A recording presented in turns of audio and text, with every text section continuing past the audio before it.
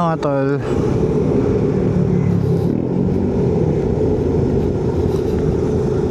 Oops, sorry.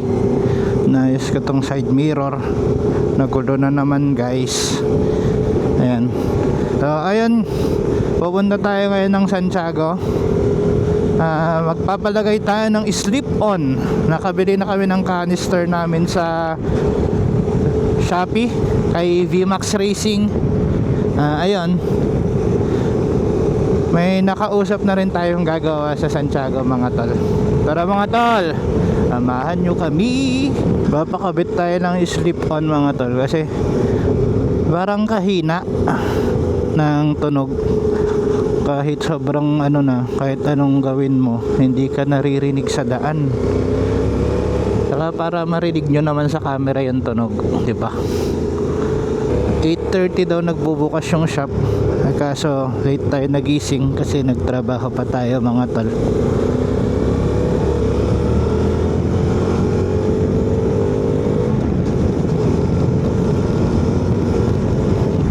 Sarap gamitin. Bilis mga tol. First time ko magkaroon ng ganito kalakas na motor. Bilis yung isang daan ano. Mahirap i-review itong big bike kasi siyempre galing ako sa mas maliit na CC. Ito first time ko. So talagang panay good ang masasabi ko kumpara sa pinanggalingan kong scooter. Meron man sigurong bad pero iilan lang isa lang, dalawa. Pinakauna sigurong dalawang ang adventure bike talaga mga tol. Sobrang komportable pag nagra-rides ka. Komportable kumpara na sa scooter, di ba? Maganda yung upuan, malawak. Dito hindi malawak upuan mo. Ang nagiging komportable siya dahil sa riding position mo. Hindi ka nakayuko, hindi ka naka-upright lang talaga yung position mo mga tol. Kaya halos di ka makangawit. Siyempre, ano pa ba mga tol? Siyempre, ilakas niya. Tignan nyo mga tol, 4th gear, mga 6,000 RPM pa lang tumatakbo na ng ganon. May dalawa pang gear yan. Kaya di ka talaga mabibitin. Sarap. Ewan, naririnig nyo pa sa camera yung tambutso mga tol. Ako, hangin na lang naririnig ko rin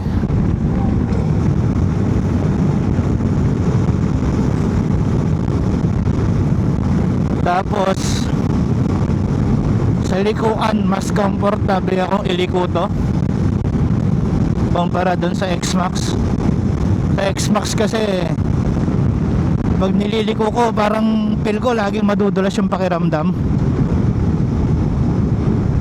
Oy, tumaksakto yung rev match ko ng downshift mga tol Tumachamba yarn. Siguro ito naman ang downside.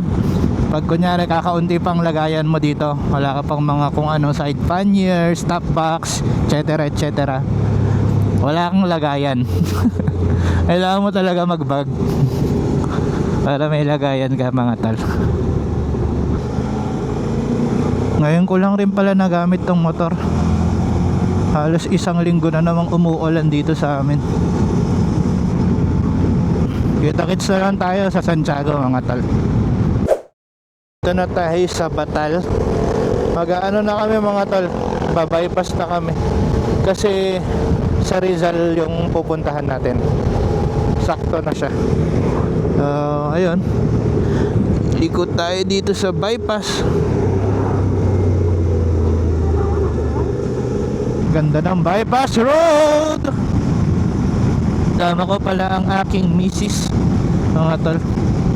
May lalakarin din siya.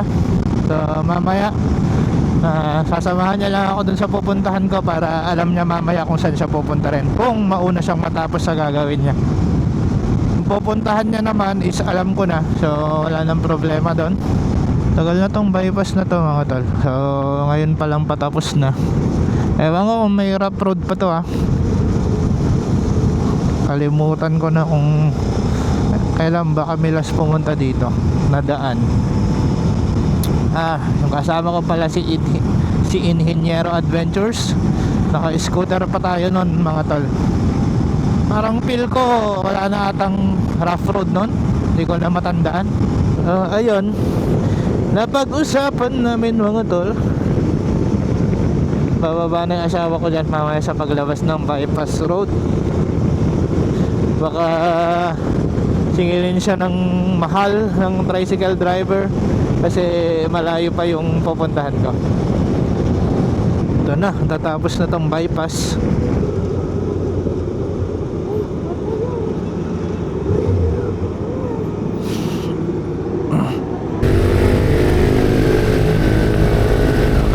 Dito mga tol, natapos bypass. Kaya pala maraming ingat-ingat tayo mga tol. Kaya pala maraming tao kako. Na-aksidente pala. Medyo traffic na mga tol. Okay lang. Praktisado tayo sa Baguio. Grabe traffic doon eh no. Lalo sa Manila mga tol. Iisip ko pa lang nahihina na ako.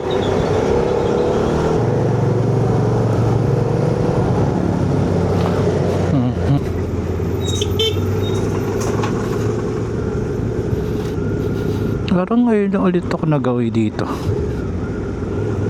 May mga save more na dito ha. Hapit na tayo mga tol.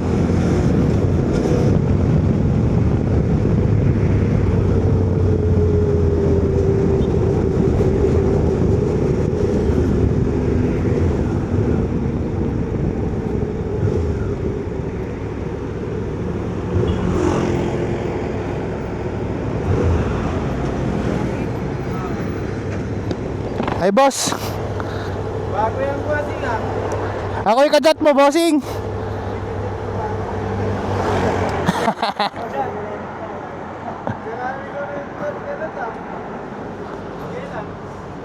Sa messenger bossing.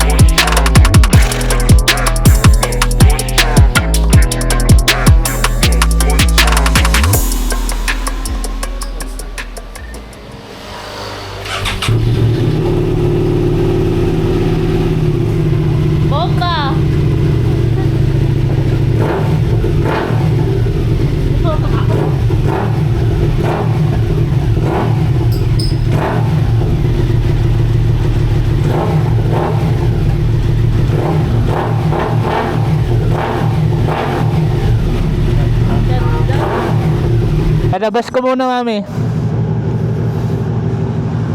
Mami, Bente ka no? Okay, baka ako niya. Joke pa. dito boss. Dito na naglagay. Hindi ba kaya maka dyan? Ay, malalaglag ba yan? Hindi. Eto nakaganto naman boss. Sige boss, thank you boss. Sige, next time, thank you. Sana ako lumakay dyan madam. Tingnan mo.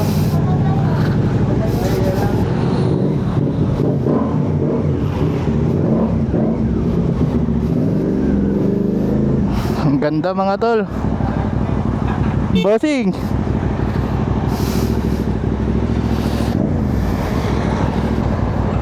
Thank you boss.